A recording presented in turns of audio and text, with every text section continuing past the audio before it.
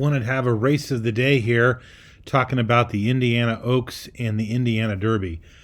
First of all, if you guys need a general video tutorial, watch the first video from Stephen Foster Day. That's on our website. It gives a general overview of these sheets. All right, let's dig into race 10 and 11 at Indiana Downs, which are the Oaks and the Derby. And I get a lot of questions like, which horse do you like? Okay, which horse should you pick? And one of the things you can look at a few different things, but you can look at all these different letter grades in the Oaks, and there's a lot of them. So this is a really wide open race. But you can look, first of all, at the top to bottom sort, and you could just take my top horse. This is the most likely winner. Now, this top to bottom sort is based on these two fields, PFDS odds and best odds. Now, I'm going to do a blog about these two fields in the near future, but PFDS odds is kind of my original system that I built upon. And this is kind of a weighted average, a complex weighted average of a horse's past performances. So She Dares the Devil, the 6, is the favorite and is the most likely winner, and therefore gets the best top to bottom sort. Now, the letter grade is kind of an independent look at the same horses, and it focuses on pace and speed.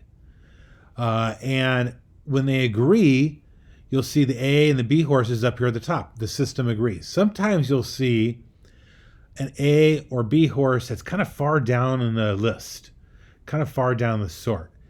And that's kind of a warning sign. I might be looking to pass those kind of races. But this race, everything looks normal. The best horse is on top, okay? Now, can we find value? So what you'll see here is the true morning line, and this has been updated after scratches, and it looks pretty normal. It's sorted kind of in order with a couple exceptions. This 4 definitely pops out. This 4 is out of order, and that's what's driving this value score.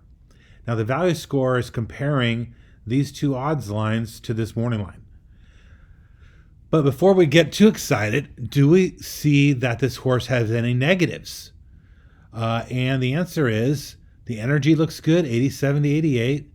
The pace doesn't look too crazy. You got a couple E horses and EPs and a P. So, I mean, the pace looks normal, nothing too crazy.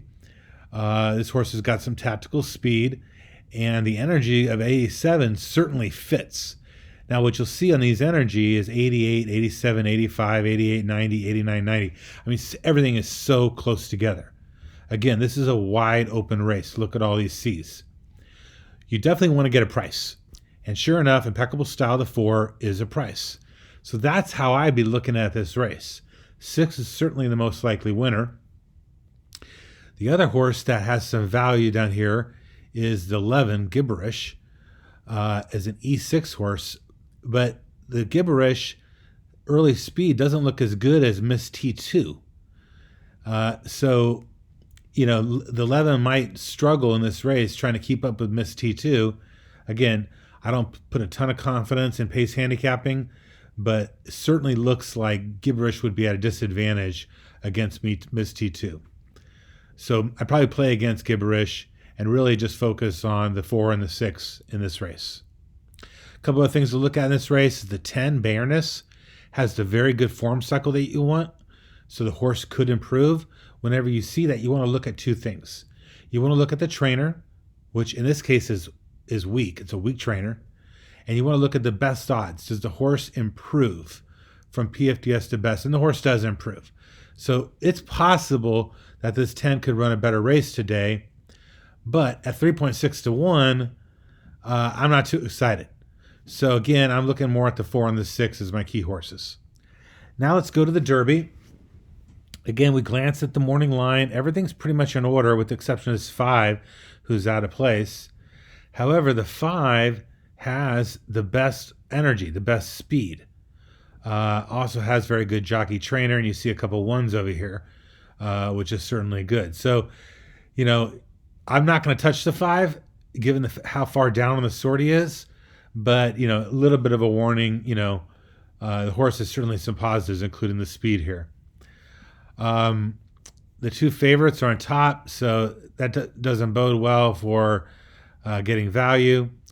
However, the best odds on winning impression, the 9, is almost even money. And so if he did go off at 3-1 or 5-2 or even 2-1, you are getting some value there. He gets an A. 89 is good. It's within 5 points of this 93. So the 9 definitely could win, but it's the favorite. The 8's the second favorite. The 84 is a little slow compared to the 89 or even compared to this 93. So a little bit of a disadvantage and kind of a short price.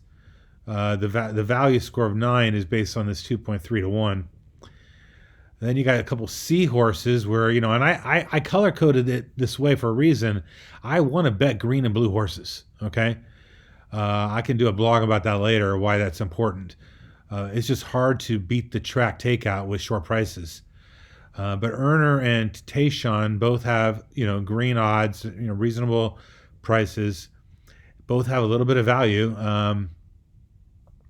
So maybe watch the tote on the 4 and the 3, see who drifts up. Both of them get worse from PFDS to best odds, which is not a great sign. Looking at the pace of the race, it looks pretty slow. An E5, an E3, EP6, pace looks kind of slow. So this E3, both these horses got some early speed and could stay close to the pace. And then the 4 Erner has an 89 energy. So, if I was going to pick one horse, I'd probably pick Erner. But certainly I'd watch the odds closely on the 3 and watch the odds on the 9 and 8. Not a great betting race, to be honest, but that's where I'm seeing the Oaks and the Derby. If I was playing a double, which I love to play, I would use only the 4 and 6 up here, and I might go 4 deep here, play these 4. So I might do a 2x4 double, something like that. All right, good luck to everybody, and we'll talk to you again in the next race of the day.